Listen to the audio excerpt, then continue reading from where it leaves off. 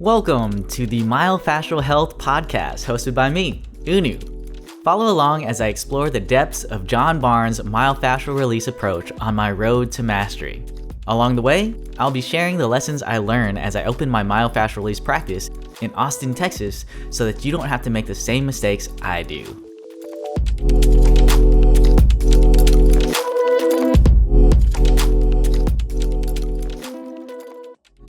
Now, on this topic of past lives, it's funny. I remember recording a video right after my myofascial release 3 experience with that, which I got to share with you, which I remember thinking, man, I don't even talk about past lives. Even saying that at the time was like something that didn't really feel right. Now, I've gone far enough along in my journey where I think, past lives are just kind of those things that feel a little bit familiar. Not to say you're supposed to know exactly who you are and your name or anything in a past life, but it's kind of like the things that you just naturally gravitate towards, that you have a natural ability for, and when it clicks, now I can say, I must have known this in a past life. Or you meet people who you just immediately connect with, and it's like, we've never met, but there's just this familiarity. I must have known you in a past life. And it doesn't have to go beyond that. It doesn't have to go into, I was this warrior in this past life, or this, that, and the other, and that means X, Y, and Z.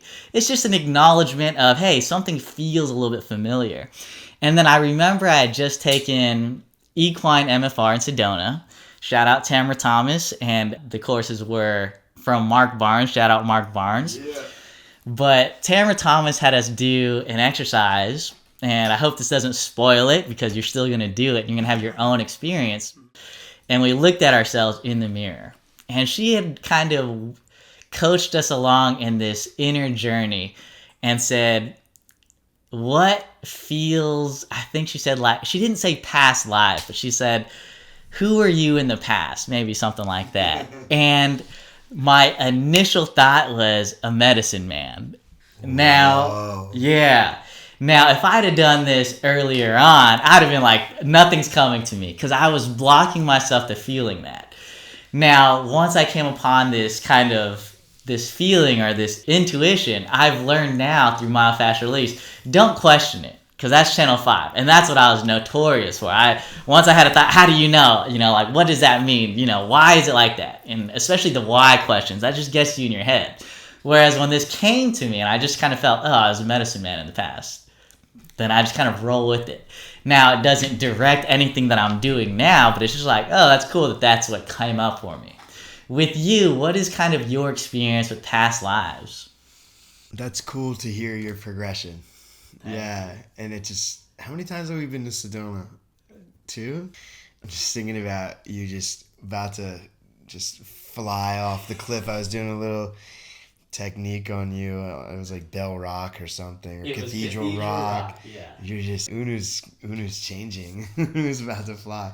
But past lives, I've had the pleasure to work with a past life regression therapist as a colleague and as a therapist, Dr. John Amoroso, and he worked with Edgar Cayce's grandson, who is a early 1900s psychic, astrology, subconscious, Carl Jung style mind state man, and his grandson Robert Cayce studied with John, and I've gone into kind of another world. He's dialoguing with you along the way, like what's here, what's there, what you see, and you're describing things, and eventually asking where you're feeling things in your body. And we removed, this is gonna sound kind of wild, I was having this major heaviness in my solar plexus area, in my xiphoid process, in my diaphragm area, and it was from a past life experience. This was a long journey to get here, but just to, explain, like Zeus had put a curse. I saw this image of Zeus planting this lightning bolt in my chest, and I was like an ancient warrior. And there's a lot of warrior themes. In past life regression, you can find where complexes or themes are showing up in this life and how it might affect a relationship or some personal internal dialogue or something with family or something with a region of your body or disease or with something going on with us that's out of balance. And so through this dialogue, you can find where in the body and so I saw this image of, he put the lightning bolt in there, and then after a little bit of time, this divine white angel woman with this giant emerald green shining emerald light crystal, she came down to the land and like healed. This green light came into my heart or into my solar plexus, removed the lightning bolt, and like I just became all healing emerald green light. And for quite a long time I didn't have any heaviness in here, and then it's come and gone, but that was many years ago. And so past life regression can go many different ways. There's many different things that can be explored, healed, discovered, and I think that unwinding in myofascial release, I think this involuntary reorganizing that our body, fascia, and subconscious are doing, I think is physical, emotional, and spiritual. And so that's what past life stuff is too. And my astrology mentor tells me that, Ellis, your job is really important because in astrology, I can see through the houses, through the signs, through the angles, things in the body in different areas, but the body is the last place that it is. And so it's our duty to help transform or transmute or initiate a process for this person or animal or whoever we're working on. And so there's these other tactics, there's these other modalities that are through the subconscious, through guidance, even breath work. And then where do you feel it in the body? Because we could work on that. So there's that angle, and then also then relating that back to what that could lead to in a strictly myofascial approach, where maybe it's actually not the solar plexus where we would start working. It might be in the sacrum, and how that's related, and what's being pulled from an injury in this life that I had snowboarding and landing on my PSIS, and how that affected other regions of my thoracic area. So there's a lot of different ways. I keep really going far out there. Shout out to this perspective physical therapy. That's Unu's business. He got me a fresh hat because mine got worn down. I really rocked it. Love it. Appreciate the shout out. Now, you're talking about concepts that aren't really familiar to me. And actually, I would say they cut against the grain. But I'm not here to judge, and like I said, we're on a similar path. We've just come at it from different perspectives and viewpoints. That's so important. Yes. Now, I don't know anything about astrology other than it's the stars, right? And I definitely don't use it as a reason as to why my life is so challenging or whatever. Not to say that that's wrong, okay? Now, for someone like myself who is not in the know-how of how all that works or is connected, can you explain to us what you mean by, you had said houses, you had said angles, you had said these different things. I didn't really follow along. I have my certificate in Western astrology, Hellenistic astrology. There's 12 houses. And each house is, let's just say it's 30 degrees each house, and that creates that circle, 30 degrees each.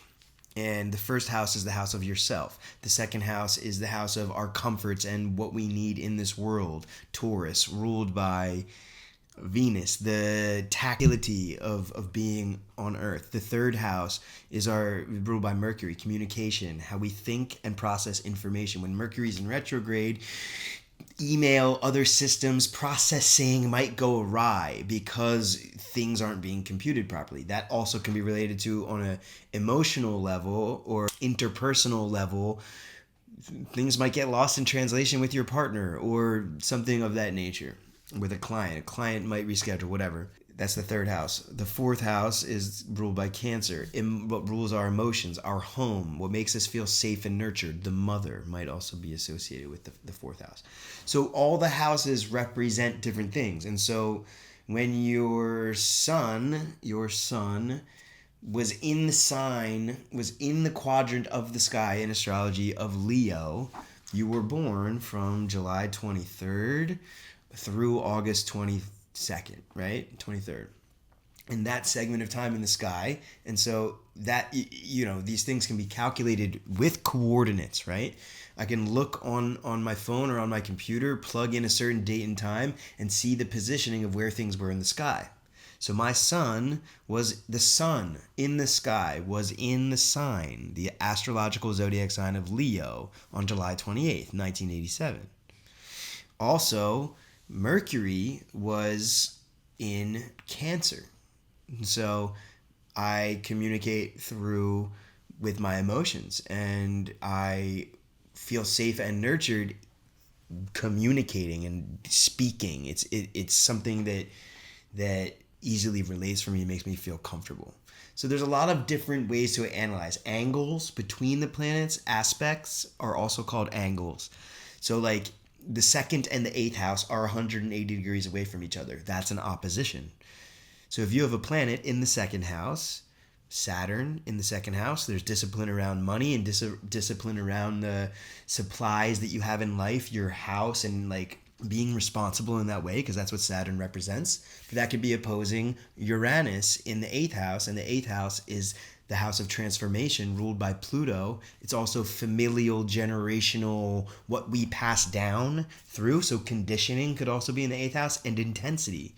And so an intensity with the sign Aquarius in the eighth house opposing, we're finding the balance between this Saturn having my resources met second house and the eighth house of transformation and allowing for radical change to guide our transformation, which is what Aquarius represents: radical change, revolution, invention. So there's so many different things we can look at when you really look at astrology. Someone just like I shouldn't be with an Aquarius. That's first of all saying so whatever sign you were is talking about your sun sign and their sun sign being Aquarius. There's Moon, Virgo, there's Moon, Venus, Mars. All of these planets are different parts of our personality and make up who we are. So the generic utilizing just the sun sign really kind of waters down astrology, and I think it loses some of its validity over the collective. And it is a hot thing, people are into it, but the depth of actually understanding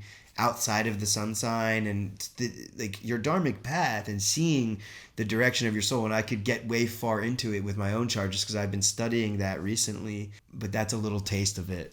Now, okay, I don't have any knowledge or experience in this domain, and I think the impulse is to judge and say, I'm not believing that, but something that I kind of lean towards is the Myers-Briggs personality test. You answer a bunch of questions and it spits out these 4 letters, ENTJ, and that means X, Y, and Z.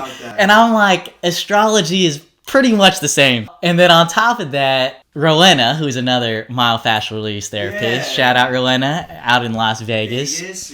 She also kind of believes in astrology. And she just said, even when the moon has an effect on the oceans or on water, and so, hey, we're bodies of water, 70-80% water.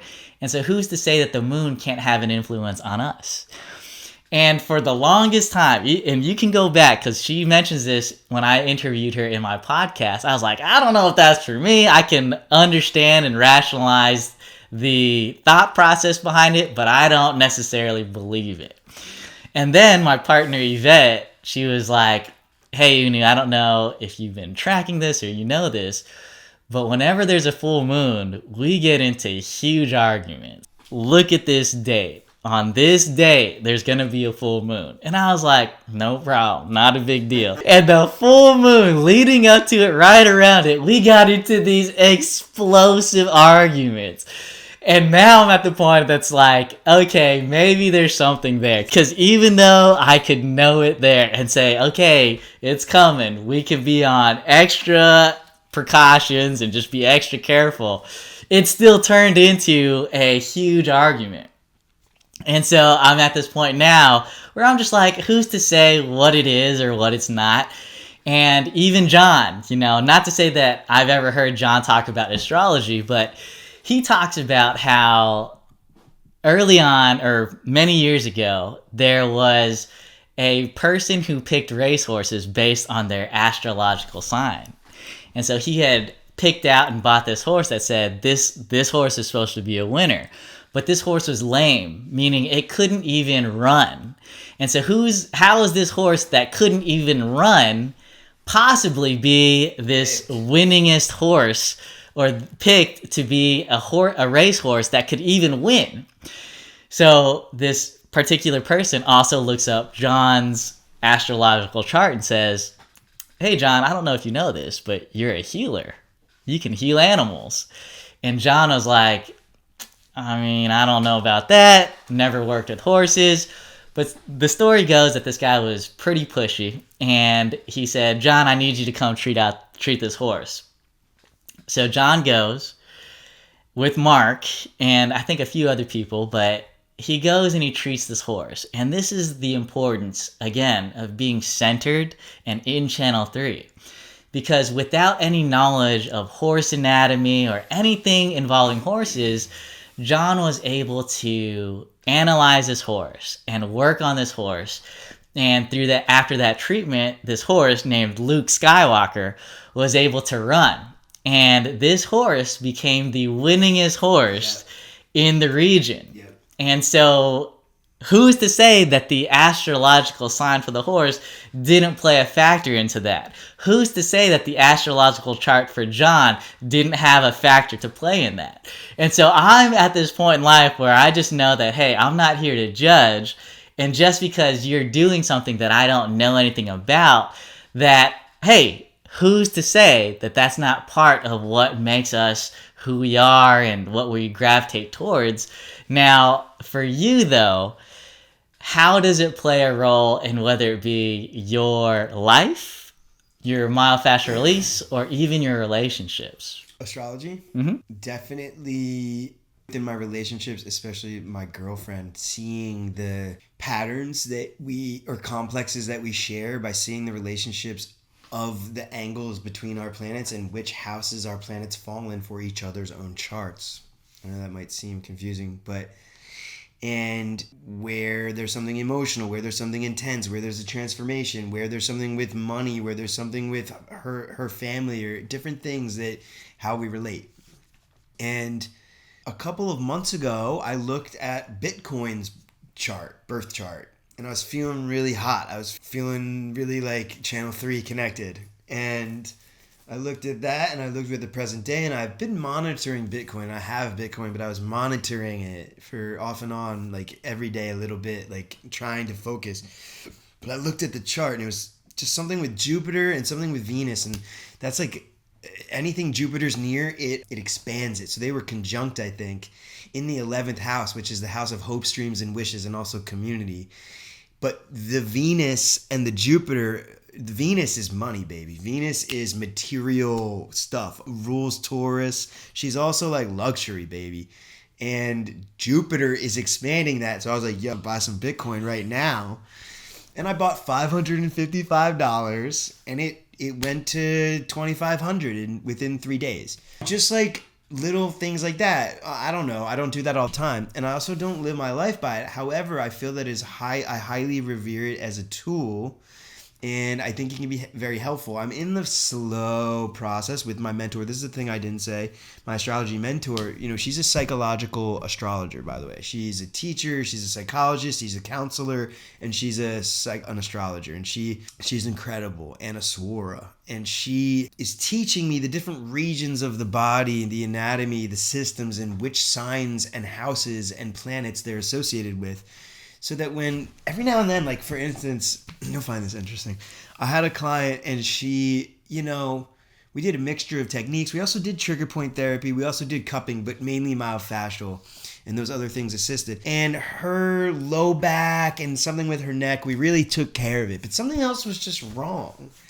And she didn't really know what it was, and I didn't really know. And at some point I was like, you should have a session with Anna, because like I don't really know, and I'm glad that your body's feeling better. And so Anna discovered that this client's esophagus channel was really inflamed, and we needed to really work on the front of the throat.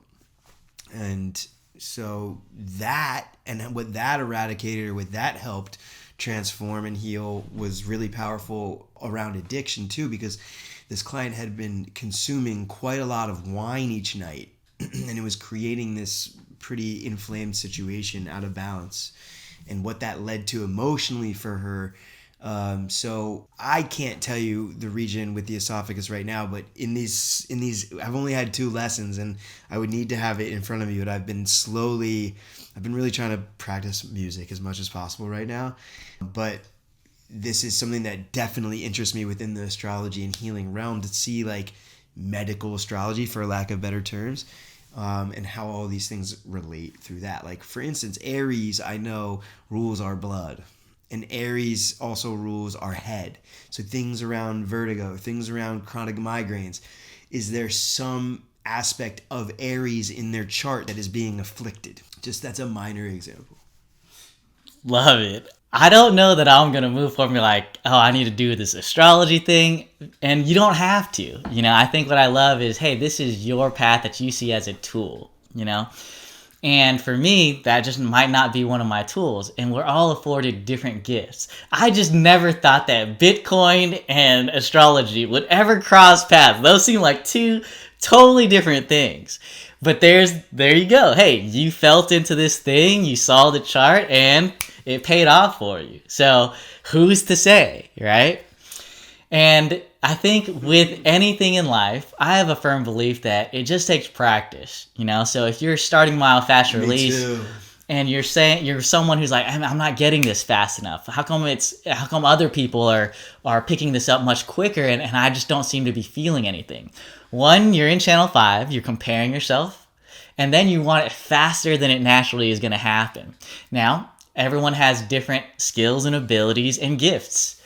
Something that you have said is you'll see these pictures, and I can't say that I have pictures that I see, but that doesn't mean that I'm a bad therapist. It just means that, hey, my tools and my gifts are a little different. And it's important, again, not to compare each other. Comparison is a thief of joy. And once you start comparing yourself, you're not living for yourself, you're living to this comparison of whether it's, hey, society is saying this, or so-and-so has this. And you're not going to allow your authentic gifts to shine because you've kind of stuffed it down and masqueraded it with what somebody else has.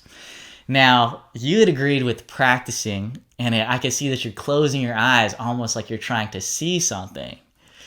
Can we talk about, well, since you're closing your eyes, what do you see? Sometimes it's just like a way to recenter myself, I think, and I feel, what was the subtle energy? What was her name? Peggy.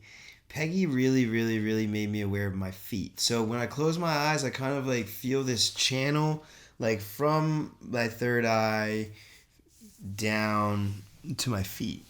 Also, I was visualizing a horse that I got to work on in Vermont that I wanted to tell you about. But it can be a lot of different things, Unu, when I close my eyes. It can be like, an image of like a river like the Wissahickon River in Philly, and I can see a place that I go frequently, like what it looks like, and the trees there, and the water, and the path. It could also be that like this electric frequency that I try to imagine, and there's something called the microcosmic orbit, which Mantak Chia talks about in these Taoist healing practice books, which teach us how to recycle our chi and energy through our bodies. And connecting behind the 2 front teeth on the roof near, I guess that's near the vomer, just lightly touching there with your tongue, closing your eyes, and you don't always have to close your eyes, and feeling the crown, feeling this lower dantian, this hara, this center space, sacral, you could say, and then the feet with the tongue. I can imagine and visualize this like subtle golden divine circuit, and that's like this microcosmic orbit, which is always happening, and we all have them, and we can intertwine through them too. And this relates to auras and energy fields, and whether you see them or not, or feel them or not, well, I think everyone can have the opportunity to feel it, even just by brushing their hands together and feeling some energetic field, right? And some movement. We're always moving, even when we're fully still, like the vibration of our heartbeat, the subtle breath that we're taking. Even when we're sleeping, we're moving. We don't have to be running or driving or walking to be moving.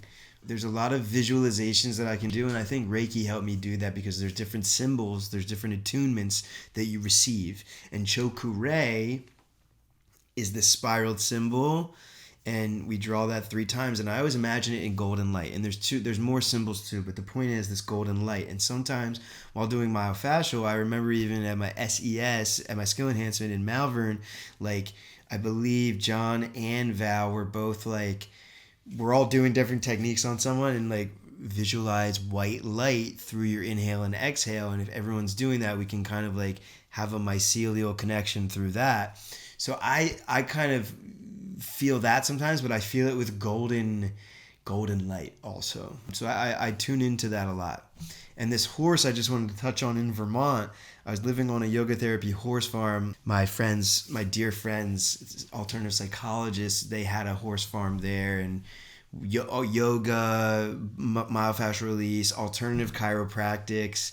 And I got to work with this horse who was heavily abused, and we don't exactly know what was going on with Cowboy before he came there, but he came there with another horse who was much more healthy, and it seemed like he was just, attached to him, and like it's only this much more to have him too.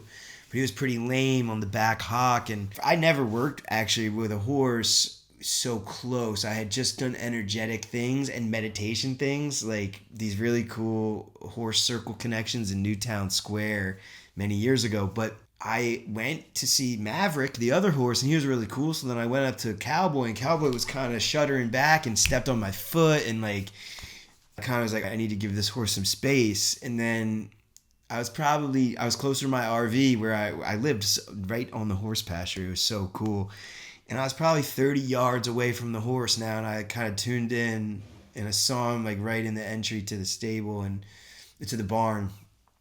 And I was like, can I just work on you from over here, energetic? And he was like, yes. And it was a decisive yes. It was felt from my center.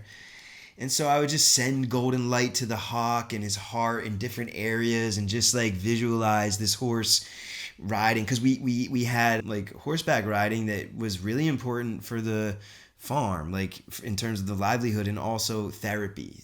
Kids, people with different disabilities or special needs could have horseback riding, and it's very therapeutic through nature trails. So I visualized Cowboy like being able to take a small kid on the trail without any issues in his back leg or anywhere, and just healing this traumatic experience.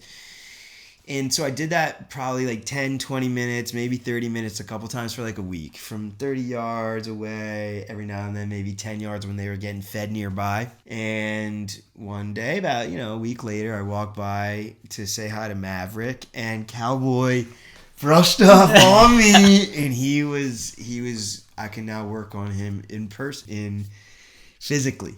And so, doing myofascial, really like a few simple, gentle, hardly moving, just around the area and around the hip area too, and around above the tail, inside of the inner thigh of the wounded lower leg, like really went a long way. And I have this cool video of him with braids all cleaned up, with no limp, walking uphill up the path with Maverick.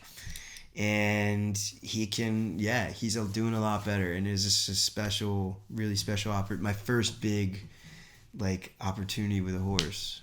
I would also just recommend that if you're a myofascial release therapist, if you have the opportunity and you feel drawn to it, taking the equine MFR courses really deepens your feel and energetic awareness, because you're working with these majestic creatures.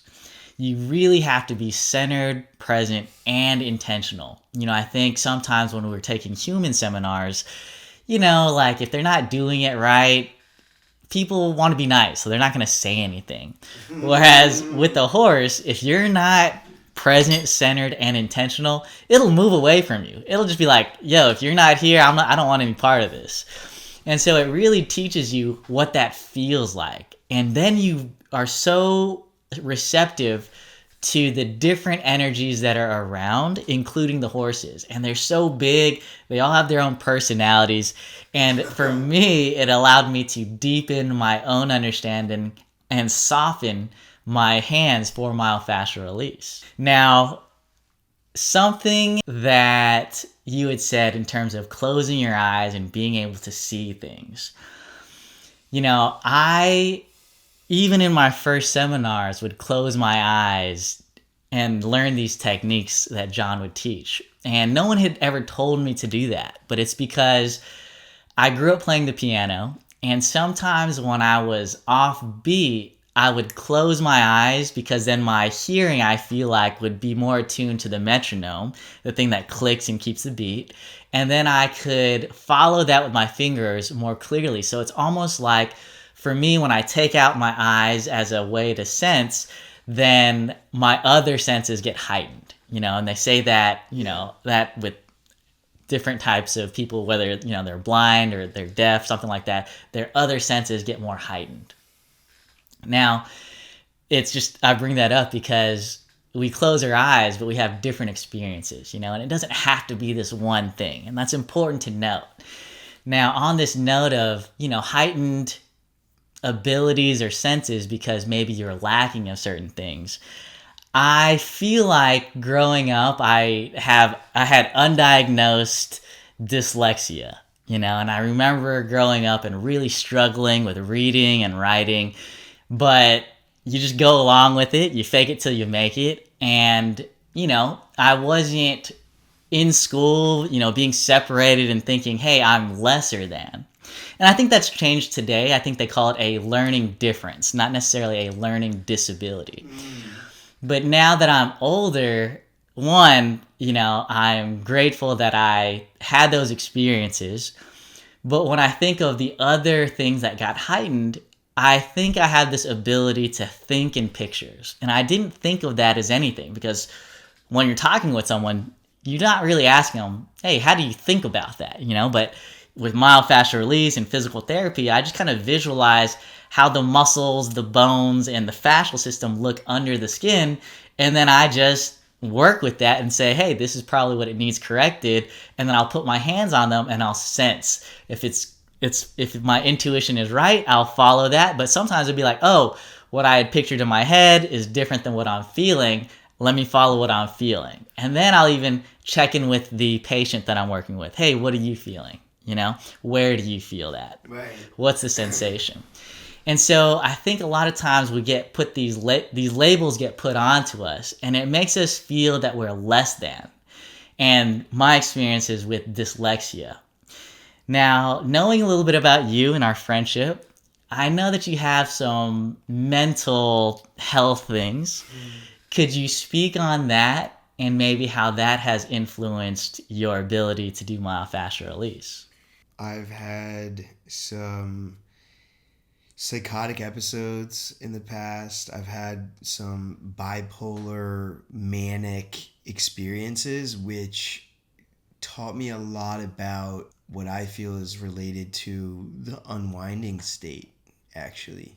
And I guess not having my feet on the ground during those experiences, and how some of those very scary journeys and hospitalizations that I had, I just saw so many opportunities for a different way to maybe try and help people like me that were in there. And movement and shaking and screaming and sound release and all of these things that happen during unwinding, like, somatic release. I think, we talk a lot about somatics now and different types of sports and healing and even psychology and just the way that our body and mind are connected. And the amount of empathy, I guess, for being in such scary situations, mentally and in certain environments, how could I judge anybody? So it taught me,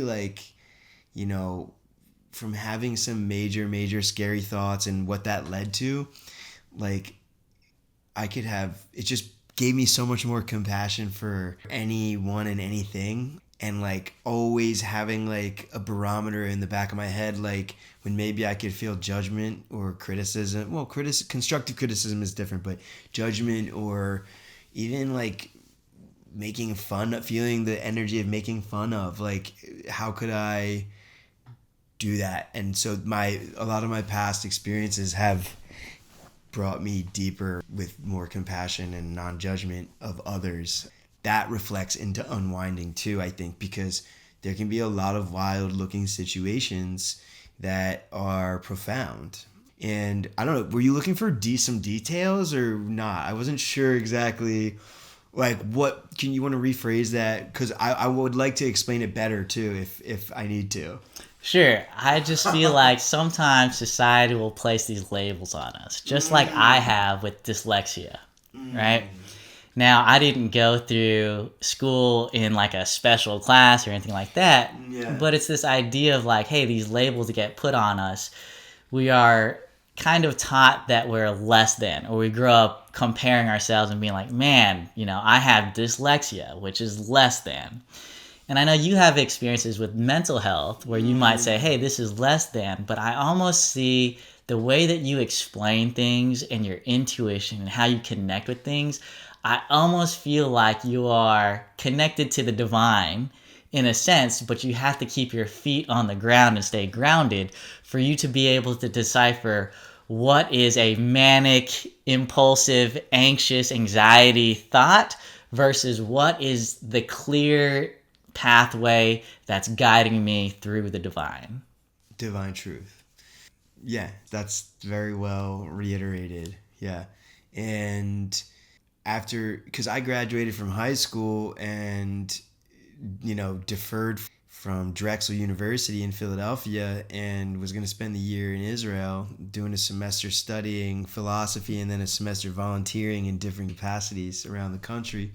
And I abruptly changed some big things right after I graduated from high school in my life, and I wasn't able to sleep, and I started having all sorts of weird thoughts, and I thought it would get better when I got to Israel, and it got a lot worse. And eventually I came home early, and the first psychiatrist that we saw, psychiatrist, she thought that I was schizophrenic because of what I said, and what I said wasn't true, and I didn't know how to express how I felt because it wasn't a perfect childhood, but I feel very blessed, the effort of my parents, and I had a good childhood, and there wasn't a lot of major trauma. There was definitely some cracking of the belt and stuff like that, but nothing major. And got to a point too where in middle school where I started doing more sports and more things and was able to even defend myself. But so she thought that I was schizophrenic, and at that time, that really made me feel a major gut punch. Oh my God, what's going on here? You've never had any big issues in your life, and taking medication for the first time, and learning. I know some schizophrenic people now, and I know other people with different mental labels and things, and it's highly functional, and some are actually professors, and it's just interesting. At that time, oh my God, you're schizophrenic, and just the gifts of compassion, that the awareness of compassion, and for everyone who's living, everything that's alive, everything in nature, not just humans. So I've been in some pretty scary situations. I had a wild, near death, wild experience that was a hallucination. And that was my last episode, trying to get home from India through London, and the London airport didn't make it home for a bit. but I always ponder if I stayed in India. And one of my friends was offering for me to take me to get some care there, because this is the last story I'll tell about this. This is pretty real, but like, we would go up in his high-rise apartment in Mumbai, and we were jamming and playing music, and he said, the servant is coming up, and it's not, servants are for the low class too. Like, everyone, like getting them a little bit of money from doing a little bit of cooking and cleaning, and just like sharing through. Even the middle class has lower class people. And I was convinced that the servant was in cahoots with a sniper outside, and that I wouldn't let any of them go near the window. And he's like, Ellis, man, let me just bring you to the hospital, or we can go get some care, and it's chill. And like, I wasn't having it, because I've had past experiences of getting held down and being over medicated and being like totally oppressed. And this came out, actually, there was a theme in my T for T, therapy for the therapist, in Malvern, and Val was working on me on my chest, and I used to have major asthma, and we weren't really sure where it came from, and I was in a papoose getting stitches running around a table at the beach with my family when I was young, with my cousins, and I tripped and hit the corner of the table, and it was bad. And I remember being like 5 years old, in between the two armrests of my parents' minivan, while my mom was holding this thing on my head to stop the bleeding. My dad was yelling and driving, and I felt guilty. I didn't think about it, but I felt guilty for making them worry about me. And this was a theme that created later in life, and also being in this papoose and not being able to move and not having anyone in the room with me. And Val was like, go back to your 5-year-old self I was probably 31 maybe when I had my T for T. T for T was one of the last things I did. It was like, yeah, that's just, not neglecting myself, but like in a way, neglecting myself at that time, and my self-care and the depths of my understanding of myself and the layers. And she was like, go back as your 31-year-old self to your 5-year-old self in the papoose in the hospital, while your parents are in the waiting room all frantic, caring about you, but all frantic. And I went back, and I like took him out of the papoose, and I said some words of affirmation, and I comforted myself, and really like felt heart to heart. And that is soul retrieval. And this is related to past life stuff. But in this life, soul retrieval, when we hurt, part of our light gets taken away, it gets dimmed, we get made fun of, we have an injury, whatever it is. And this is related to the fascia and how the fascia works. I'm sure you've explained this in some capacity on this podcast multiple times, multiple varieties. But our light is getting dimmed, it's getting blocked through the connection that we have through the fascia, and from injury, from stress, from pain. And so this papoose situation, it's interesting. I didn't even really think about this, but through her pressing in a certain way while this was happening somatically in real time, emotionally, energetically, spiritually, soul retrievally, I was going back and expanding back to my light. So what I meant to say was, when we have soul retrieval, a part of our self, our childlike self, our channel 3 self, is getting dimmed or cut or hurt or blocked or stunted. And so we're bringing that part of our soul back for that wholeness, and that's crystalline. It's crystalline. So on the table, I did all of that, and then I kind of disconnected with my 5-year-old self, and because this asthmatic response had occurred. That's what I forgot to say. And I was trying to figure out, I was like heavy wheezing. I was like, Val, I'm okay. But like, it was as if I got stung by a bunch of bees, which happened to me once. And she just like, by the end of that dialogue, and then me doing the soul retrieval, my breathing was clear. And this huge release in my chest and diaphragm from the area she was pressing on, that was so powerful. I kind of tied all that in there. Thank you so much for sharing that. That was a lot to kind of share and feel into. I have never actually explained how light moves through our body through the fascial system. And so I'll go ahead and try to explain it to the best of my ability. So your fascia is this connective tissue that runs from your head to your toes, through your muscles, to your organs, all the way down to the cellular level. And it has these different properties of kind of connecting to things and expanding, but also moving. It almost looks like a bunch of different spider webs going through your body. Now, these strands of this fascial system are called microtubules, and they're hollow. And through these hollow microtubules, photons will flow through, and that is light. And so we have this light coursing through our whole bodies. And it even goes on to say, even your spinal cord and brain, they have photoreceptors, right? Receptors that will detect light. Now, if it's under your skin, you would think it's dark. But we have these receptors, right? And so our fascial system allows these photons to move. And when you have restrictions from trauma, whether that's physical or emotional, it's all recognized the same. And it's when we release them through myofascial release that that light is able to flow the way it's supposed to. And that might manifest as, less pain, or it feels lighter, or it feels freer, something like that. And you don't have to even know or believe that, but I am at a point in life where I firmly believe this is what it is. More recently, I've been developing my own relationship with God, reading my Bible, and there's a verse that says, "You're the light of the world." And for me, that means that it's this light that courses through us. I think a lot of times we will see things, or it's these bright lights, and it's always viewed in a positive light, And so that is the light that you're talking about that courses through us. Okay. I just want to say thank you so much for taking the time, being open and honest with us, sharing parts of your past, your present, and your future with us. How can people find you?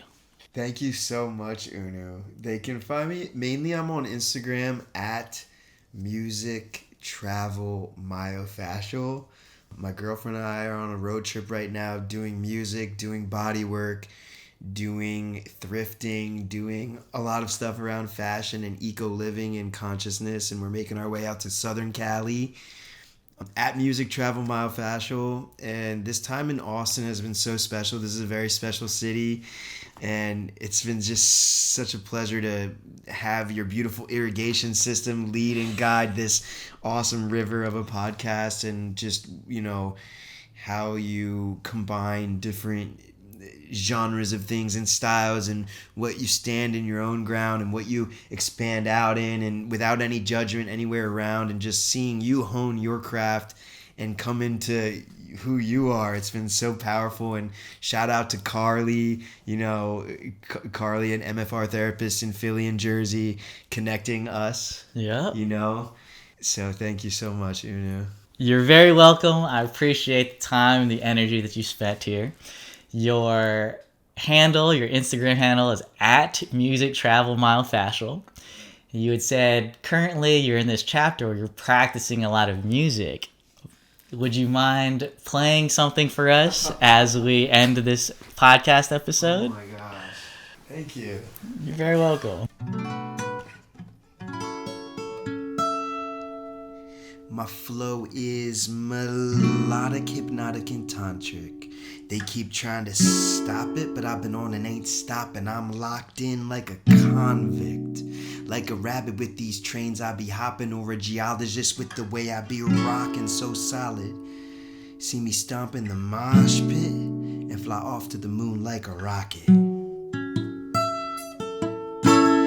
Looking at the earth above the clouds, I see the stars in the galaxy and planets all around. It's hard to find peace and to hear no sound. But what do we seek, and what's the meaning of the crown? Do we have to end this life for our freedom to be found? Or set new intention, change the people we around? I'm feeling so intelligent. If I could just figure out why my ego has to fly so high. And what's the meaning of this life? What's the meaning of a gripe? How to let go and flow and just be peaceful like the night.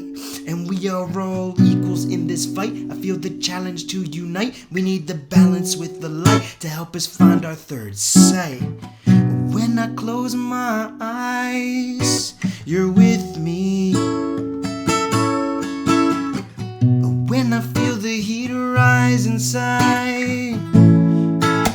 know you're with me. Give me love, give me love, give me love that I need. Give me love, give me love, give me love, set me free.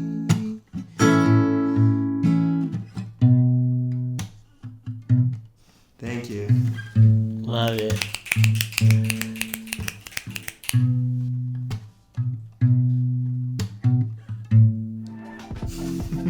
Thank you, Ellis.